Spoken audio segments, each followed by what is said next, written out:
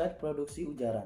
Menurut Suherman, tahun 2005 halaman 14 yang mengatakan, produksi ujaran ialah bagaimana manusia merencanakan pengungkapan bahasa secara lisan maupun tulisan.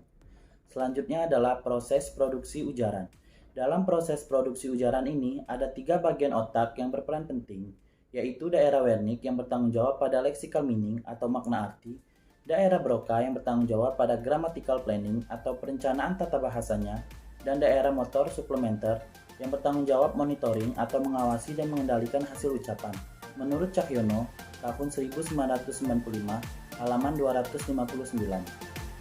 Selanjutnya Cahyono tahun 1995 halaman 259 menjelaskan bagaimana tahapan proses itu terjadi dalam otak manusia.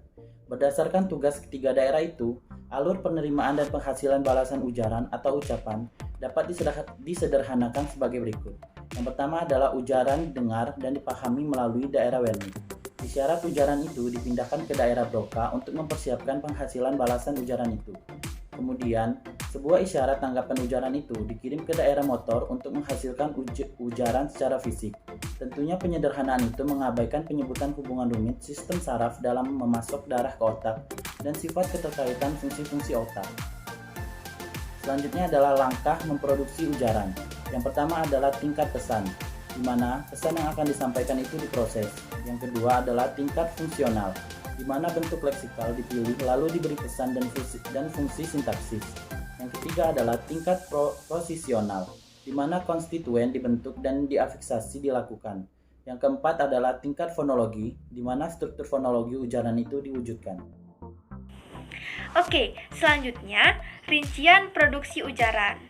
Nah, produksi ujaran ini terbagi menjadi 2 hal yang sangat penting. Yang pertama, perencanaan, dan yang kedua, pelaksanaan. Tahap perencanaan terdapat 3 bagian yang harus diperhatikan, yaitu wacana, kalimat, dan juga konstituen. Pada tahap pelaksanaan terdapat 2 bagian yang harus diperhatikan. Yang pertama, program artikulasi dan artikulasi.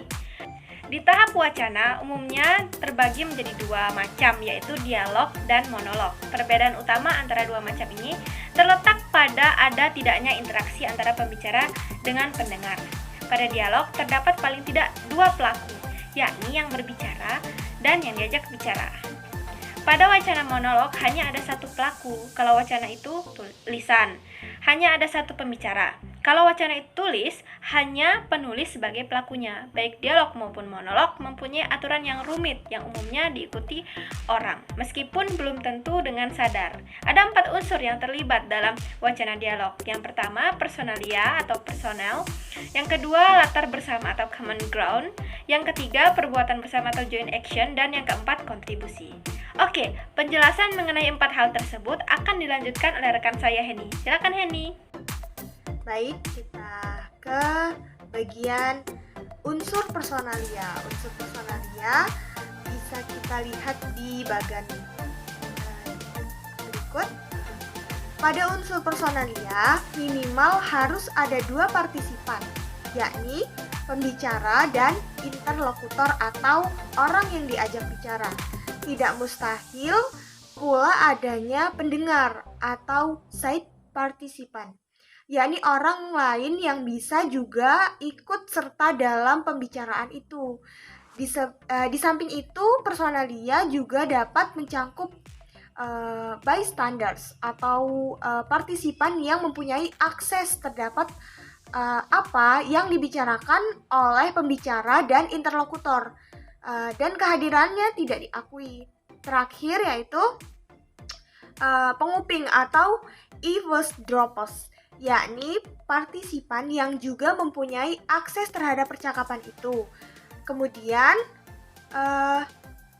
kehadirannya tidak diakui, artinya bisa saja dia ada di kamar sebelah tetapi mendengar percakapan tersebut.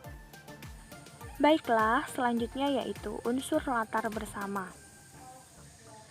Konsep latar bersama merujuk pada anggapan bahwa baik pembicara maupun interlokutornya sama-sama memiliki prasuposisi dan pengetahuan yang sama. Kesamaan dalam pengetahuan inilah yang dinamakan latar bersama atau common ground. Untuk lebih jelasnya, marilah kita perhatikan wacana percakapan telepon di atas. Latar bersama yang dimiliki oleh Vivien dan Amrul adalah teman mereka yang bernama Bram. Karena Vivien berasumsi bahwa Amrul kenal Bram, dan Amrul pun tahu bahwa Vivien kenal Bram.